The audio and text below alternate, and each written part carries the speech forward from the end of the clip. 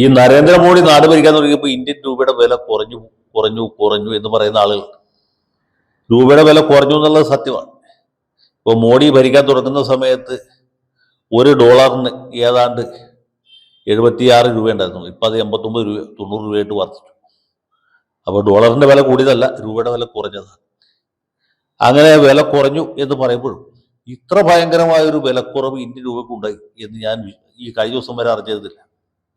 കഴിഞ്ഞ ദിവസം എനിക്കത് ബോധ്യമായി. കാരണം എന്താ അറിയാമോ?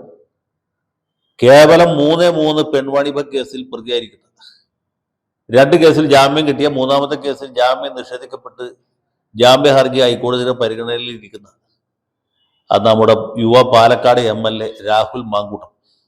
അദ്ദേഹത്തിനെതിരെ അത്ര സുഖകരമല്ലാത്ത പരാമർശങ്ങൾ നടത്തിയ കോഴിക്കോട്ടെ ഒരു സാംസ്കാരിക പ്രവർത്തകർ, അവരും കോൺഗ്രസ്സുകാരിയാണ്, അറിയപ്പെടുന്ന കോൺഗ്രസ്സുകാരിയാണ്. അവർക്ക് എതിരെ മാനനഷ്ടമുണ്ടായി എന്ന് പറഞ്ഞ് നോട്ടീസ് അയച്ചു. വക്കീൽ നോട്ടീസ് അയപ്പിച്ചു എന്ന് മാത്രമല്ല, ഈ സ്ത്രീയുടെ അടുത്ത് വെറും 10 കോടി രൂപ നഷ്ടപരിഹാരമായിട്ട് ചോദിച്ചിരിക്കുകയാണ്. അപ്പോൾ ഇദ്ദേഹത്തിന് ഉടനെ 10 കോടി രൂപയുടെ ആവശ്യമുണ്ട്. ആ പൈസ കോഴിക്കോട്ടെ സാംസ്കാരിക പ്രവർത്തക അയച്ചു കൊടുത്തില്ലെങ്കിൽ എന്ത് ചെയ്യും? രാഹുൽ മാങ്കൂട്ടം ഉടനെ തന്നെ തിരുവല്ല സബ് കോടതിയിൽ, അതല്ലെങ്കിൽ പത്തനംതിട്ട സബ് കോടതിയിൽ ഒരു അന്യായം ബോധിപ്പിക്കും. എനിക്ക് ഈ സ്ത്രീയുടെ ഇന്ന രീതിയിലുള്ള പരാമർശങ്ങൾ കൊണ്ട് ഇന്ന രീതിയിൽ മാനഹാനി മനോവിഷമവും ഉണ്ടായിട്ടുണ്ട്, അതിന് വെറും 10 കോടി രൂപ ഇവർ നഷ്ടപരിഹാരമായിട്ട് തരാൻ ബാധ്യസ്ഥയാണ്.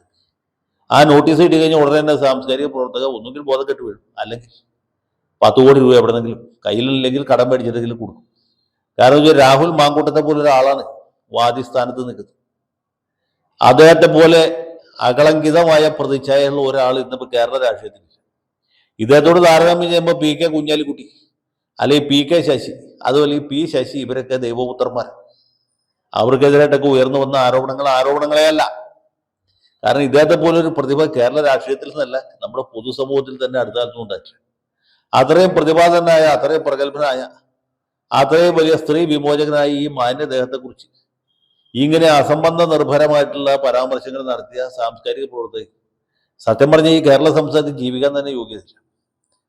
അതിന് ജീവിക്കാൻ തീരുമെന്നാണെങ്കിൽ തന്നെ കേരളത്തിൽ ജീവിക്കരുത്. കോൺഗ്രസ്സുകാർ, യൂത്ത് കോൺഗ്രസ്സുകാരും ഷാഫി മാഫിയ എന്നറിയപ്പെടുന്ന ഈ സൈബർ ഗുണ്ടകളും ഇല്ലാത്ത ഏതെങ്കിലും രാജ്യത്തേക്ക്, അല്ലെങ്കിൽ മലയാള ഭാഷ തീരെ ഇല്ലാത്ത ഏതെങ്കിലും വിദൂര പൂർവ്വദേശത്തേക്കോ, അല്ലെങ്കിൽ ആഫ്രിക്കൻ മരുഭൂമിയിലെ ഏതെങ്കിലും രാജ്യത്തേക്കോ ഓടിക്കളയാണ് വേണ്ടത്. അതിന് പകരം ഇവിടെ തന്നെ തുടരുന്നു എന്നാണ് അതിൻ്റെ ഒരു ദുര്യോഗം. അപ്പോൾ ഇവർക്കെതിരായിട്ട് ഇപ്പം ചെയ്യാവുന്നത് 10 കോടിയുടെ നോട്ടീസ് അയച്ചു എന്നുള്ളത്. ആ രൂപയുടെ വില കുറഞ്ഞു പോയി നമുക്ക് ബോധ്യം പറ്റി ഇങ്ങനെയുള്ള സമയത്ത്. സത്യം പറഞ്ഞാൽ രാഹുൽ ഒരു 100 കോടിക്കെങ്കിലും നോട്ടീസ് അയക്കേണ്ടത്. കേസ് കൊടുക്കുമ്പോൾ ചെറിയ ബുദ്ധിമുട്ടുണ്ടാവും. കാരണം എന്ന് വെച്ചാൽ ഈ ആവശ്യപ്പെട്ട സംഖ്യയുടെ ഏതാണ്ട് 10% തുക കോടതിയിൽ കെട്ടിവെക്കേണ്ടതായിട്ട് വരും. അതാണ് അതിനകത്ത് പ്രായോഗികമായിട്ടുള്ള ബുദ്ധിമുട്ട്. ഇത് നമ്മുടെ MP രാജേഷിന് ചോദിച്ചാൽ പുള്ളി കൃത്യമായിട്ട് പറയും. രാഹുൽ പാലക്കാട് MLA ഉള്ളൂ, അധികം ദൂരമല്ല, തൃത്താല MLA ആണ് MP രാജേഷ്. അദ്ദേഹം തദ്ദേശ സ്വയംഭരണ വകുപ്പ് മന്ത്രി കൂടിയാണ്, എക്സൈസ് വകുപ്പും പുള്ളിക്കിട്ട്. എന്നാൽ പോലും എനിക്കെതിരായിട്ടൊരു വക്കീൽ നോട്ടീസ് അയച്ചപ്പോൾ രാജേഷ് വളരെയധികം ആലോചിച്ചു. അന്ന് അദ്ദേഹം MLA അല്ല, MP അല്ല, മുൻ MP ആണ്. നോട്ടീസ് അയച്ചപ്പോൾ പുള്ളി വക്കീലിനോട് പറഞ്ഞു എത്ര ചോദിക്കണം. പുള്ളി 25 ലക്ഷം ചോദിച്ചു. വെറും 25 ലക്ഷം. രാജേഷിന്റെ മാനത്തിന് വില കുറവായതുകൊണ്ടല്ല, കോടതിയിൽ കെട്ടിവെക്കാനായിട്ട് 10% വേണ്ടി വരും, 2.5 ലക്ഷം രൂപ. അതിനുവേണ്ടി പാർട്ടി ബക്കറ്റ് പിരിവൊന്നും നടത്തുകയില്ല, അല്ലെങ്കിൽ പിന്നെ ആരോടെങ്കിലും ബ്ലേഡ് പലിശയ്ക്ക് കടം മേടിക്കേണ്ടത്. അവസാനം കേസ് കൊടുക്കാനായിട്ട് പുള്ളി 2-3 കൊല്ലം ആലോചിച്ചു. 2-3 കൊല്ലം ആലോചിച്ച് അവസാനം കേസ് കൊടുത്തപ്പോൾ എന്തെന്നറിയാം? ഇത് രാഹുൽ അറിഞ്ഞിരിക്കാൻ വേണ്ടി പറയുന്നത്.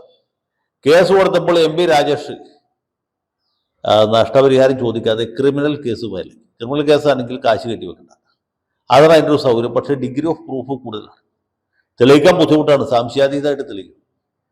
ഏതായാലും കേസ് കൊടുക്കുമ്പോൾ ഇങ്ങനെ ചില ഓപ്ഷൻസ് ഉണ്ട്. അവിടെ 10 കോടിയോ 100 കോടിയോ എത്ര വേണമെങ്കിൽ ചോദിക്കാം. കേസ് കൊടുക്കുമ്പോൾ ഈ നമ്മൾ അന്യായത്തിൽ ആവശ്യപ്പെടുന്ന സംഖ്യയുടെ 10% കെട്ടിവെക്കേണ്ടതായിരുന്നു. അത് ഒഴിവാക്കാൻ വേണ്ടിയാണ് ഇവ യൂസഫ് അലി പോലും ചെയ്തിട്ടുണ്ട്. അദ്ദേഹം 100 കോടിക്കാണ് മറുനാടൻ ഷാജിന് നോട്ടീസ് അയച്ചത്. യൂസഫ് അലിയുടെ 100 കോടിയല്ല, അതിലൊക്കെ കൂടുതൽ കോടിയുണ്ട് നമുക്കറിയാം. പക്ഷെ കേസ് കൊടുക്കുന്ന ഘട്ടത്തിൽ പുള്ളി 50 കോടിയായിട്ട് കുറച്ചു. മാനത്തിന്റെ വില കുറഞ്ഞല്ല, ആ രൂപയുടെ വില കൂടിയതായിട്ട് പുള്ളിക്ക് തോന്നി. അതുകൊണ്ട് 50 കോടിക്ക് നോട്ടീസ് കേസ് കൊടുത്തു. അപ്പോഴും അതിന്റെ 10% കെട്ടിവെച്ചില്ല. കെട്ടിവെക്കുന്നതിന് അതിന്റെ 10 കെട്ടിവെച്ചു.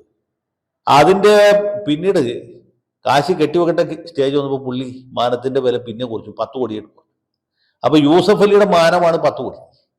ഇവിടെ നമ്മുടെ മാങ്കൂട്ടത്തിന്റെ മാനത്തിനും ഏതാണ്ട് 10 കോടിയാണ് വില നിശ്ചയിച്ചത്. കേസ് കൊടുക്കുമ്പോൾ സംഖ്യ കുറയ്ക്കുമെന്ന് എനിക്കറിയില്ല. കേസ് കൊടുക്കുമോ എന്ന കാര്യത്തിൽ തന്നെ സംശയം.